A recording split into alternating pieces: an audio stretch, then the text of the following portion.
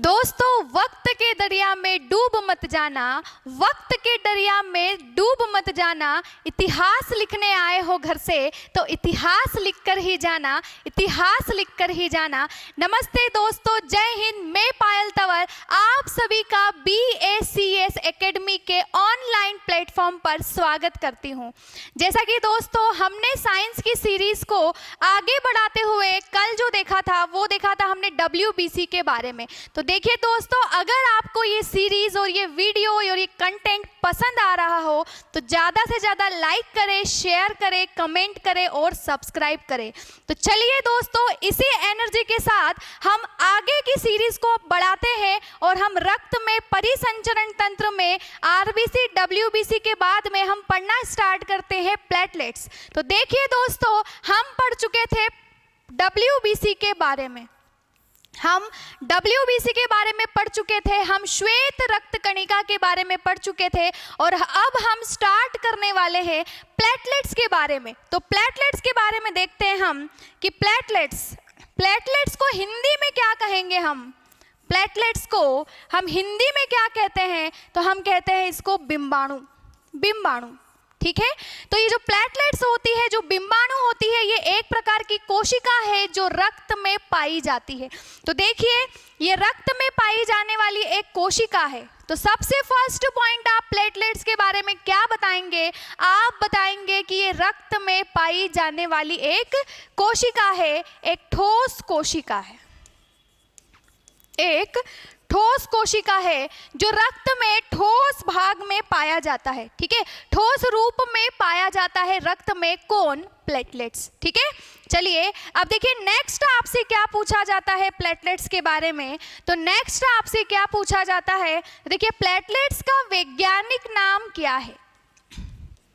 Platelets का वैज्ञानिक नाम क्या है? तो देखिए प्लेटलेट्स का वैज्ञानिक नाम क्या बताएंगे आप लोग? तो प्लेटलेट्स का वैज्ञानिक नाम है थ्रोम्बोसाइट्स।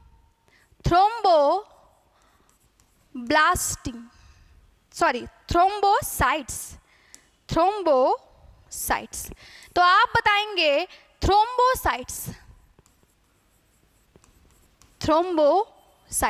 तो प्लेटलेट्स का वैज्ञानिक नाम क्या बताएंगे आप? थ्रोम्बोसाइट्स।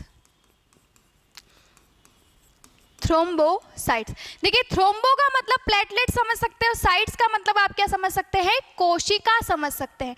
तो थ्रोम्बोसाइट्स क्या है, प्लेटलेट्स का क्या है? वैज्ञानिक नाम है। ठीक है, वैज्ञानिक नाम है। अब आपसे पूछा जाएगा नेक्स्ट प्लेटलेट्स के बारे में, नेक्स्ट क्वेश्चन आपसे पूछा जाता है कि प्लेटलेट्स का निर्माण कहाँ पर होता है? प्लेटलेट्स का निर्माण कहाँ पर होता है? प्लेटलेट्स कहाँ पर बनती है? तो देखिए प्लेटलेट्स का निर्माण कहाँ पर होगा? तो आप बताएंगे कि प्लेटलेट्स का निर्माण कहाँ होगा? अस्थि मज्जा में, अस्थि मज्जा में। इसको क्या कहते हैं? इसको कहते हैं बोन मैरो, बोन मैरो। ठीक है, तो इस तरह से हम देख चुके हैं कि ये हमारी हड्डी है और ये हमारे अंदर एक ब्राउन ब्राउन सा पार्ट होता है, इसको हम क्या कहते हैं? बोन मैरो कहते हैं, अस्थि मज्जा कहते हैं। ठीक है, तो प्लेटलेट्स का निर्माण कहाँ पर होता है? अस्थि मज्जा में होता है, बोन मैरो में होता है। और हमारी हड्डी के अंदर एक ब्राउन ब्राउन सा पार्ट पाया जाता है जिसको हम क्या कहते हैं? बोन मैरो कहते हैं, बोन मैरो कहते हैं। ठीक है, चलिए नेक्स्ट देखें। अब देखिए और आपसे प्लेटलेट्स के बारे में क्या पूछा जाता है। तो देखिए प्लेटलेट्स का निर्माण तो हो गया, प्लेटलेट्स ने जन्म ले लिया। कहाँ पर जन्म लिया? तो आप बताएंगे कि अस्थि मज्जा में जन्म लिया। अब हम बात करते हैं नेक्स्ट। तो नेक्स्ट में प्लेटलेट्स का जीवन काल कितना होता है? जीवन काल कितना होता है? प्लेटलेट्स की लाइफ कितनी होती है? जीवन काल कितना होता है? तो देखिए प्लेटलेट्स की लाइफ, प्लेटलेट्स का जीवन काल कितने दिन होगा? तो आप बताएंगे कि प्लेटलेट्स का जीवन काल होगा कितने दिन? 8 से 10 दिन, 8 से 10 दिन। ठीक है, तो प्लेटलेट्स कितने दिन तक जीती है अपनी जिंदगी? कितने दिन तक जीवन काल होता है प्लेटलेट्स का? तो आप बताएंगे कि 8 से 10 दिन प्लेटलेट्स का जीवन काल होता है। ठीक है, मिनिमम 8 दिन और मैक्सिमम कितने दिन जीती है प्लेटलेट्स, तो क्या बताएंगे आप लोग, 8 से 10 दिन जीती है, तो 10 दिन आप मैक्सिमम बताएंगे प्लेटलेट्स का जीवन काल। ठीक है, चलिए देखिए नेक्स्ट, देखिए अब आपसे क्या पूछा जाएगा, तो नेक्स्ट आपसे पूछा जाएगा कि हमारे शरीर में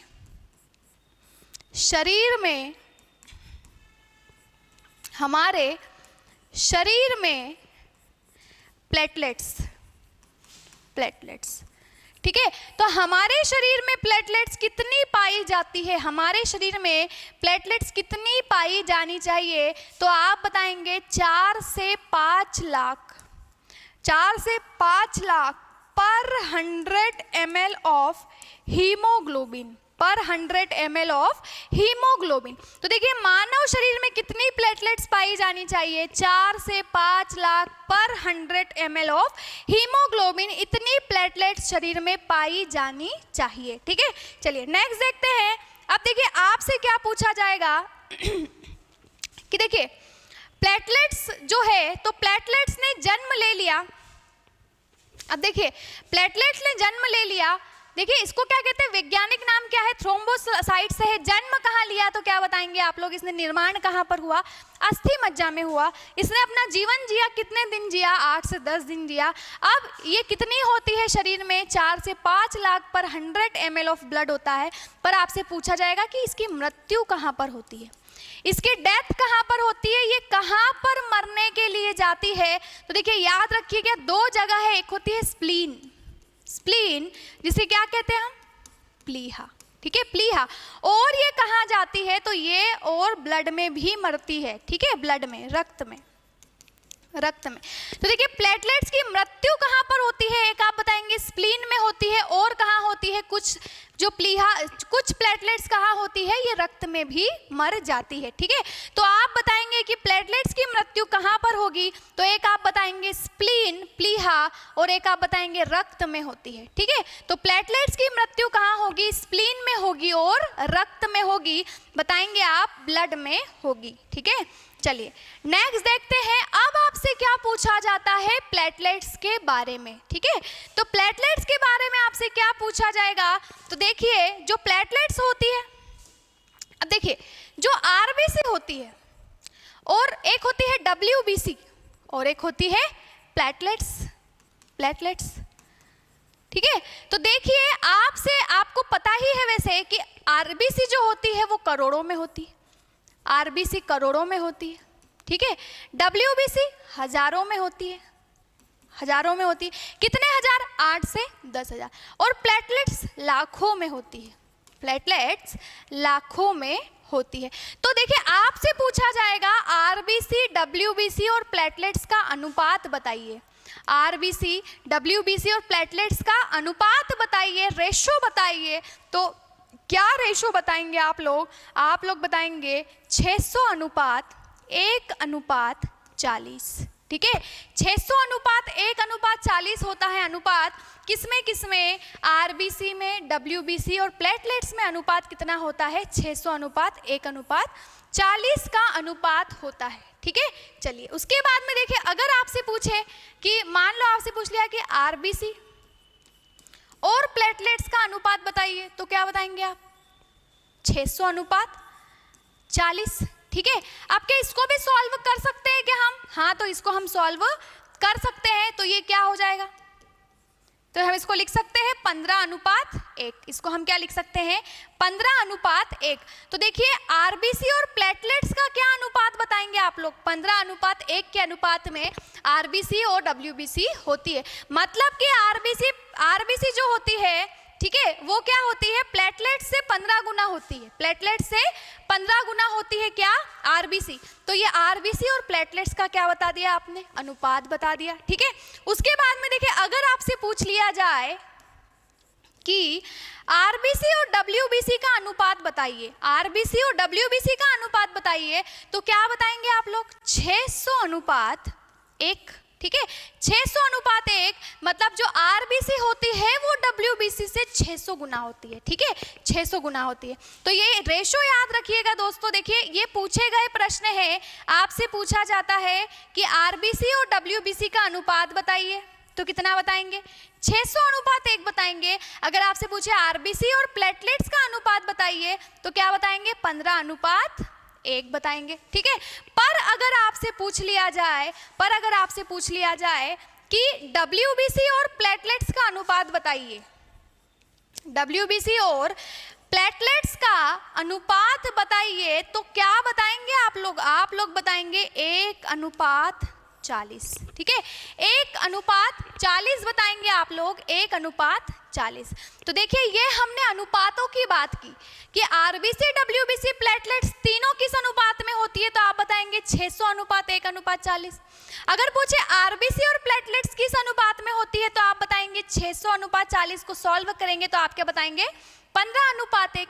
अगर आपसे पूछे आरबीसी और डब्ल्यूबीसी किस अनुपात में होती है तो आप बताएंगे 600 अनुपात 1। और अगर आपसे पूछा जाए कि डब्ल्यूबीसी और प्लेटलेट्स किस अनुपात में होती है तो आप बताएंगे 1:40 के अनुपात में होती है। ठीक है, चलिए देखिए अब नेक्स्ट आपसे पूछा जाता है क्या कि जो प्लेटलेट्स होती है ना, प्लेटलेट्स का कार्य क्या है? आप बताएंगे प्लेटलेट्स के फंक्शन या प्लेटलेट्स का कार्य। प्लेटलेट्स का कार्य क्या है, प्लेटलेट्स का काम क्या है? तो देखिए प्लेटलेट्स क्या काम करती है, तो ये आप बताएंगे कि रुधिर का थक्का, रक्त का थक्का, रुधिर का थक्का जमाने में सहायक। रुधिर का थक्का जमाने में सहायक कौन होती है? प्लेटलेट्स होती है। अब देखिए अभी हमने पढ़ा था प्लाज्मा के बारे में, हमारे लास्ट वीडियो में प्लाज्मा के बारे में, कि प्लाज्मा क्या करता है? रक्त का थक्का जमाने में सहायक है। और कौन सा प्रोटीन रक्त का थक्का जमाने में सहायक है? क्या बताएंगे आप लोग? फाइब्रिनोजन। ठीक है, तो फाइब्रिनोजन जो प्रोटीन है वो रक्त का थक्का जमाने में सहायक है, अर्थात प्लाज्मा रक्त का थक्का जमाने में सहायक है। तो अभी हम बोल रहे हैं कि प्लेटलेट्स भी किसमें सहायक है? रक्त का थक्का जमाने में सहायक है, ब्लड को क्लॉट करवाने में सहायक है। तो याद रखिएगा कि जो प्लाज्मा होता है वो रक्त में द्रव रूप में पाया जाता है, जबकि जो प्लेटलेट्स होती है वो किस रूप में पाई जाती है रक्त में? तो आप बताएंगे कि वो क्या है? वो रक्त की एक कोशिका है जो ठोस रूप में पाई जाती है। तो देखिए अगर आपसे क्वेश्चन आ जाए, अगर आपसे ऐसा क्वेश्चन आए कि रक्त की कौन सी कोशिका रक्त का थक्का जमवाने में सहायक है, तो क्या बताएंगे आप लोग? किसका नाम लेंगे? प्लेटलेट्स का। ठीक है, तो आप क्या बताएंगे? प्लेटलेट्स का नाम लेंगे। ठीक है, पर अगर आपसे पूछा जाए कि रक्त में कौन रक्त का थक्का जमाने में सहायक कारक है, अगर आपसे प्लाज्मा और प्लेटलेट्स दोनों पूछा जाए तो आप दोनों ऑप्शन के साथ जाएंगे। और अगर आपसे प्लेटलेट्स नहीं पूछा जाए तो आप किसके साथ जाएंगे? आप प्लाज्मा के साथ जाएंगे। और याद रखिएगा ये द्रव रूप में पाया जाता है, जबकि प्लेटलेट्स क्या होती है? ठोस होती है। ठीक है, ठोस होती है। चलिए आगे देखते हैं। अब देखिए नेक्स्ट आपसे पूछा जाएगा प्लेटलेट्स के बारे में कि प्लेटलेट्स का कार्य क्या है? रुधिर का क्या जमवाना, थक्का जमवाना। तो थक्का जमवाने में सहायक कारक, ठीक है, सहायक कारक, थक्का जमवाने में जो इसकी हेल्प करते हैं, जो इसके सहायक होते हैं, वो कौन कौन से फैक्टर होते हैं जो थक्का जमवाते हैं? ठीक है, तो आप क्या बताएंगे कि सबसे पहली चीज रक्त का थक्का जमवाने में सहायक कौन सी चीज है? तो आप बताएंगे कैल्शियम।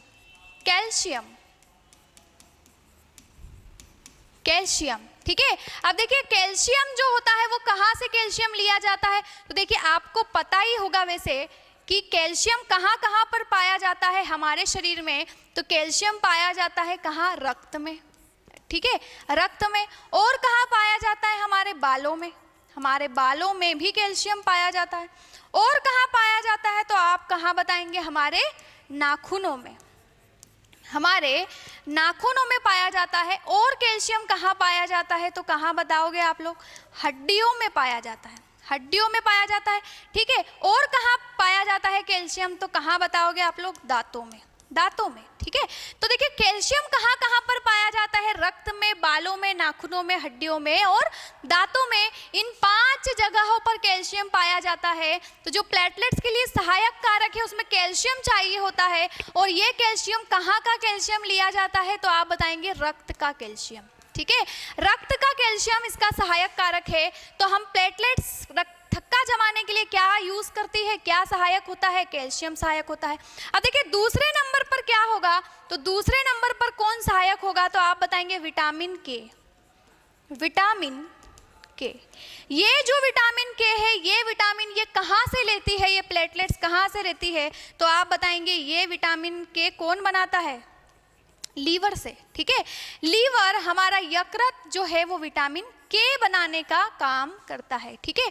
विटामिन के बनाने का काम कौन करता है, तो लीवर करता है, यकृत करता है, ठीक है। चलिए देखिए नेक्स्ट देखिए और क्या क्या सहायक होता है। तो देखिए हमने पहली चीज क्या देखी, कैल्शियम, दूसरी चीज क्या देखी, विटामिन के, और तीसरी चीज हम यहीं पर देख लेते हैं। तो तीसरी चीज और क्या सहायक होगी रक्त का थक्का जमवाने में, तो आप बताएंगे उसको बोलते हैं क्लोटिंग प्रोटीन। क्लोटिंग प्रोटीन, ठीक है, मतलब रक्त का थक्का जमाने वाले प्रोटीन, रक्त का थक्का जमाने वाले प्रोटीन, ठीक है। क्लोटिंग प्रोटीन मतलब रक्त का थक्का जमाने वाले प्रोटीन। अब देखिए अगर आपसे पूछे कि तीसरे नंबर पर अगर क्लोटिंग प्रोटीन है, क्लोटिंग प्रोटीन है तीसरे नंबर पर, तो कौन कौन से क्लोटिंग प्रोटीन होते हैं तीसरे नंबर पर, कौन कौन से होंगे रक्त का थक्का जमाने वाले प्रोटीन। तो हम प्लाज्मा में देख चुके हैं कि कौन कौन से प्रोटीन होते हैं। तो देखिए मेन 4 प्रोटीन होते हैं, कितने बताएंगे आप लोग, 4 प्रोटीन। पहला जो प्रोटीन होता है उसका नाम क्या है, थ्रोम्बिन, थ्रोम्बिन, ठीक है, थ्रोम्बिन। दूसरा प्रोटीन हो जाएगा क्या, प्रोथ्रोम्बिन, थ्रोम्बिन, ठीक है। तीसरा हो जाएगा फाइब्रिन, फाइब्रिन, और चौथा हो जाएगा क्या, फाइब्रिनोजन, फाइब्रिनोजन, ठीक है।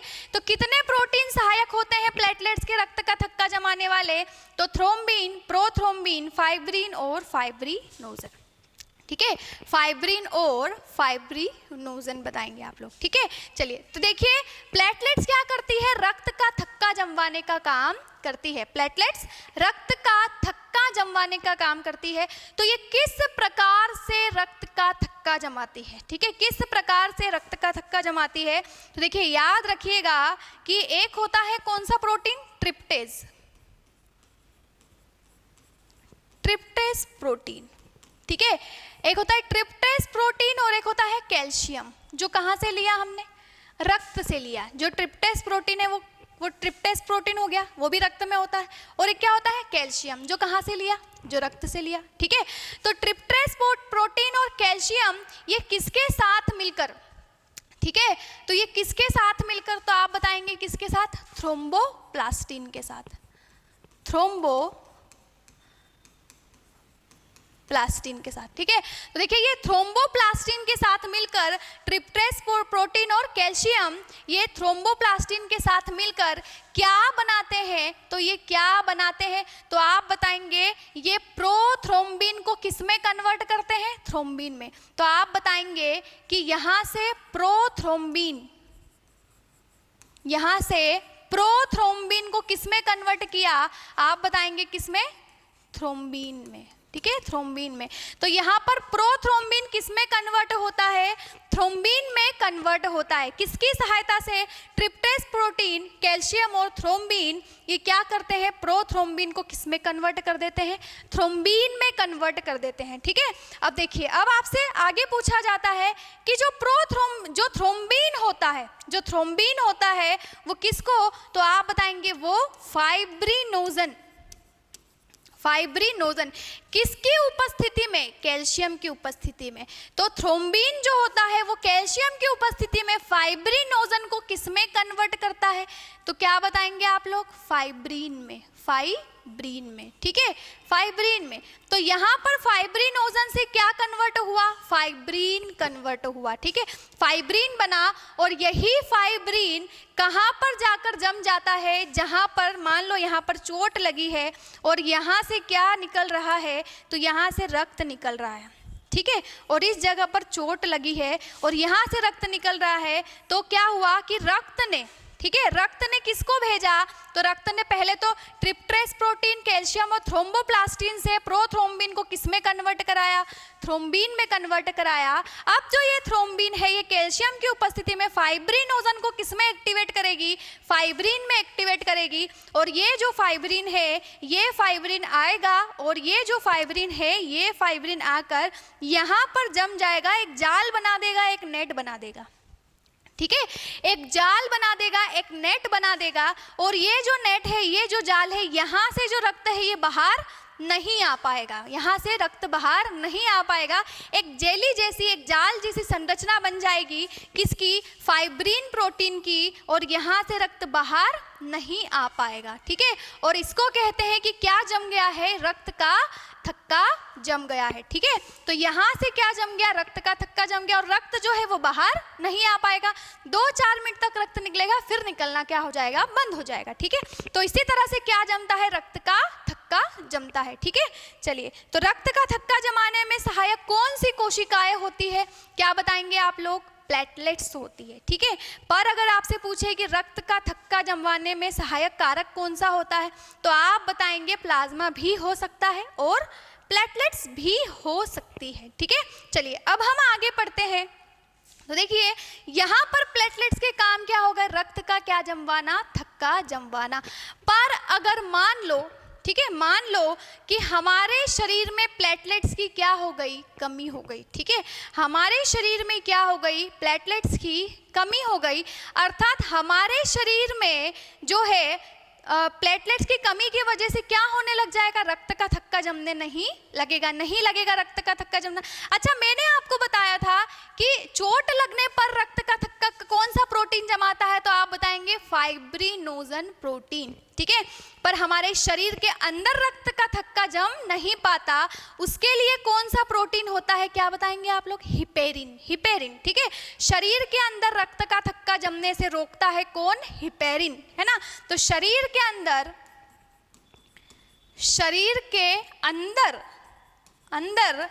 रक्त का थक्का जमने